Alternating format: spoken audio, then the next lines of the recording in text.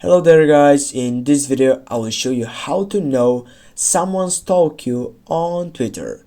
First, what you need to do is to go on your notification site, and then here you can see the activity that has been made it on your profile, and also you can see who has tweeted or who has liked your tweet or something like that. You can see the mentions that you have made, but you need also to know that on this side the profile section has no option for knowing who see your profile.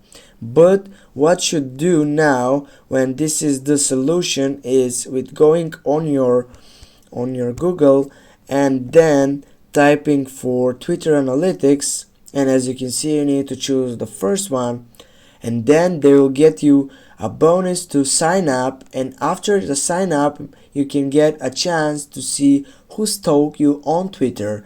Thanks guys for watching. Don't forget to hit that like and share the video. See you soon guys.